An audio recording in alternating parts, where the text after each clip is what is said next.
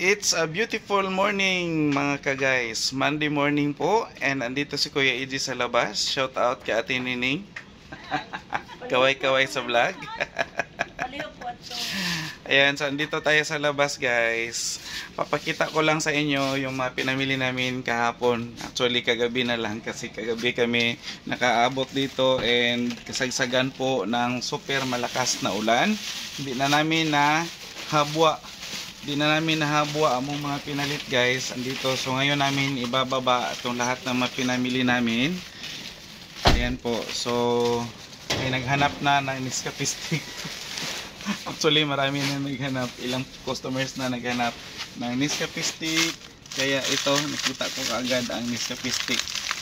Tanggalin natin kasi ito yung hinahanap ng mga customers sa guys, sa umaga. Kaya lang naubusan si Kuya EJ pati Coffee Mate. So ito at ito. So ito na.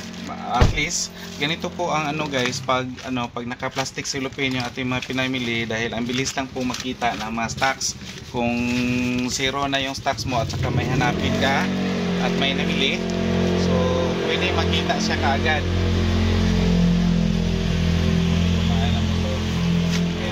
Madali lang siya makita, mabilis lang kasi andyan siya naka-plastic. So isa ito sa mga rason bakit gumagamit si Kuya EJ ng plastic.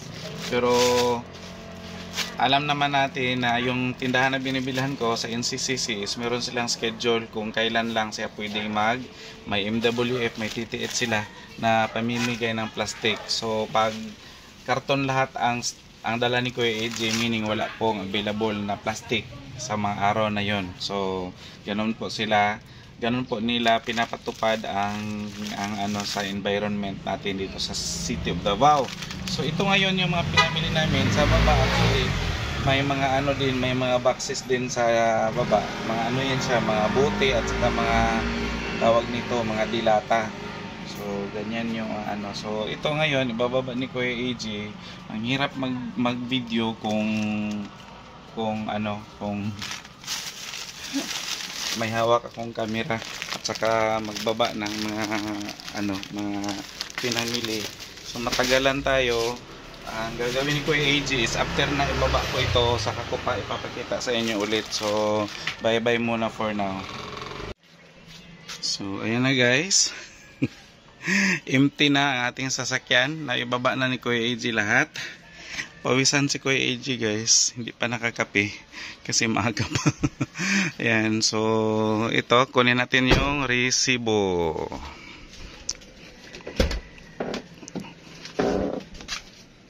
Ang ating mahiwagang resibo. Then pasok tayo sa loob.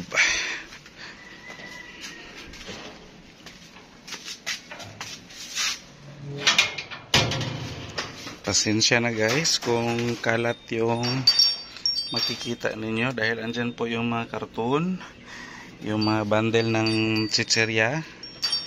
Dito pa, isang bundle ng Nutristar, isang bundle ni Movie Caramel na malalaki kasi bihira lang ito guys. Bihira lang ito si Movie Caramel. Ito halo-halo, isang bundle din halo-halo na chicheria. Yan, dalawang bundle na inihaw na bangus. Yan yung mga tahos. May tayo dyan, may zesto na big, at saka tatlong karton yan, yan siya, mga dilata at saka mga bote. Pati ito dilata at saka mga bote, tatlong karton din. At saka ito malalaking mga muncher at saka easy, isang pack ng tissue na panggamit ni Yuki. At saka dito sa loob andito yung mga plastic bags. May na kayo nabungkag anime sa kabag lang, ay sa kabandel. Do ka bandel. Saka ito plastic din, plastic na mga naka NCCC plastic bags. Ayan, plastic bags. Ayan, 5 bags. Ayan, at saka dyan is 7 bags. Marami-rami yan siya guys, pero alam nyo ba na may kulang pa rin? Ayan, hindi yan NCC, sa ano yan, sa RL Bodega.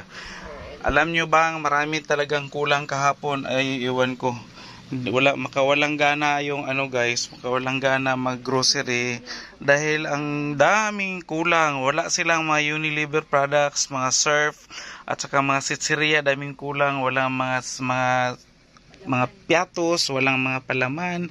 Halos lahat ng mga Unilever products is wala sa NCCC. Iwan ano nangyari. Kupiko, kape, wala.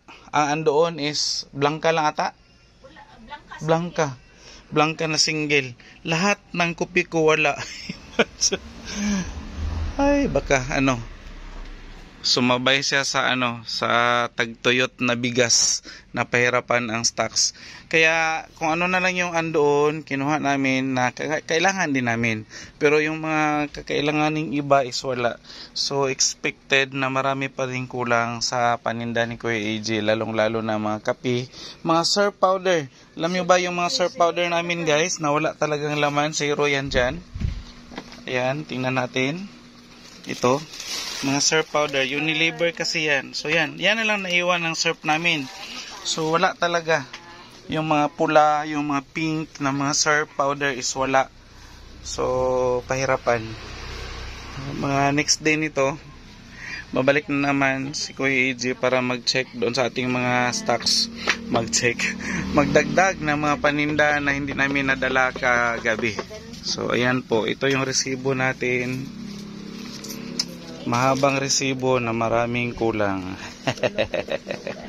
55 packs lahat, 33 bags, 12 bundles, and 10 cartoons.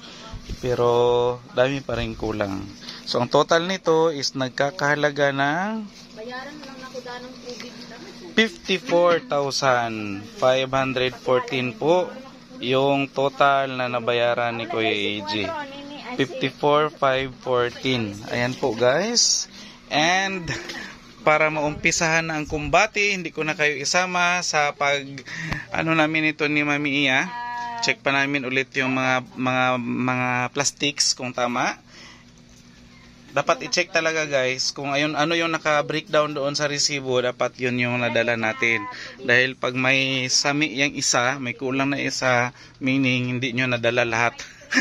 Matik na yan. So check natin yung mga tag-isa-isang mga plastic na ganyan, bilangin natin pati mga bundles. Yun yung purpose bakit may breakdown sa resibo. Dahil dapat natin guys, pagsakay sa sasakyan dapat na check, and pagbaba dapat na check din.